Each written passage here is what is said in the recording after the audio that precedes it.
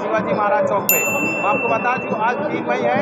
आज के दिन BJP candidate, Bhiwandi के लोकसभा के BJP candidate Kapil Patil अपना नामांकन दाखिल करने जा रहे हैं, नॉमिनेशन फॉर्म भरने के लिए जा रहे हैं। आप मेरे पीछे देख सकते हैं हजारों की तादाद में आज भी लोग जमा हुए हैं और ये पूरी रैली जो है प्रांत कार्यालय में जाएगी और वहां जाकर ये अपना फॉर्म सबमिट करेंगे। मैं आपको बता दूं ये महायुति सरकार है, इसमें आपको धनुष बाण वाली शिवसेना भी दिखेगी, इसके अलावा खड़ी वाली जो है एनसीपी भी दिखेगी, उसके बाद नव निर्माण सेना भी दिखेगी और उसके बाद कुंभी समाज के जो अध्यक्ष है वो भी यहाँ पर इस वक्त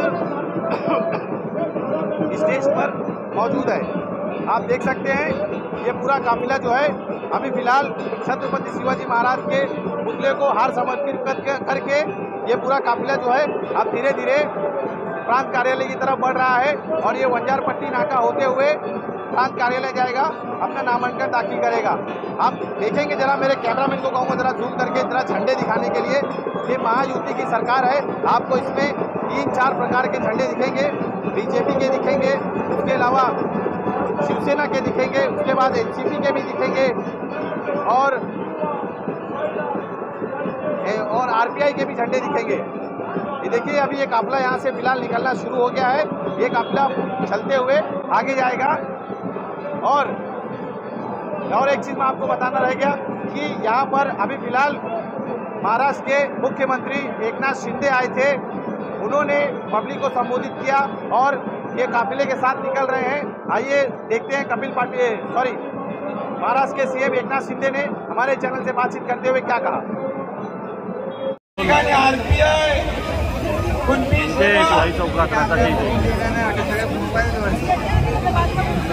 समाजवादी संघटना मनसे विश्वनाथ पाटील सेना रिपाई जोगेंद्र कवाडेगड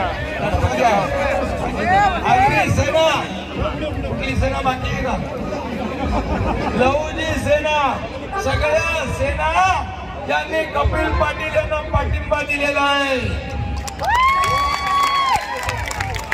आणि म्हणून गेले 10 वर्ष मोदीजींनी देशात केलेलं काम जे काँग्रेसला 50-60 वर्षात जमलं नाही ते मोदीजींनी 10 वर्षात करून दाखवलेलं आहे आणि म्हणून 24 तास काम करणारा प्रधानमंत्री पाहिजे की थोडा उकाडा गरमी आली की विदेशात जाणारा कोण पाहिजे।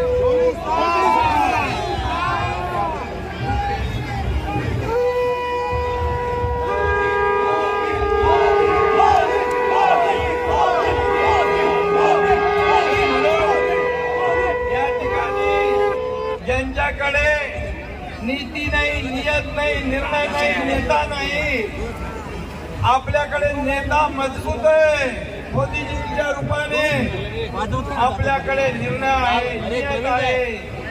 तिकडे कट कमिशन आणि करप्शन, तिकडे नेशन फर्स्ट, देश पहिला, राष्ट्र पहिला असं मोदीजींचं काम आहे।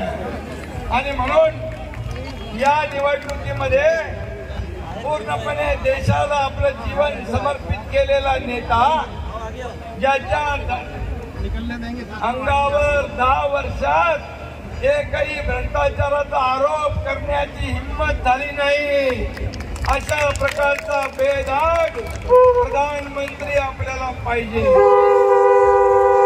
बांधलं आपले सगळ्यांचं स्वप्न होतं ना, आपलं स्वप्न होतं ना, बाळासाहेबांचं पण ते स्वप्न होतं, मोदीजीने पूर्ण केलं। आणि म्हणून मोदीजींचे हात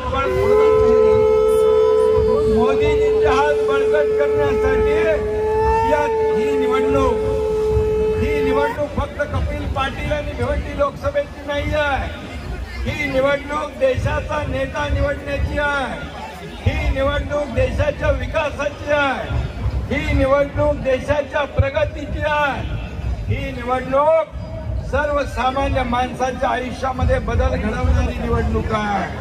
आणि म्हणून मोदीजींनी या देशातल्या 80 कोटी जनतेला रोटी कपडा मकान दिलंय, मग कोणाला मतदान करणार? आणि काँग्रेस म्हणते की माणूस मेल्यानंतर त्याची आर्थिक प्रॉपर्टी सरकारनं जमा करणार. तुमची प्रॉपर्टी तुमच्या मुलाबाळांसाठी ठेवता तुम्ही. मग काँग्रेसचा डोळा तुमच्या प्रॉपर्टीवर आहे. मग अशा काँग्रेसला निवडून देणार?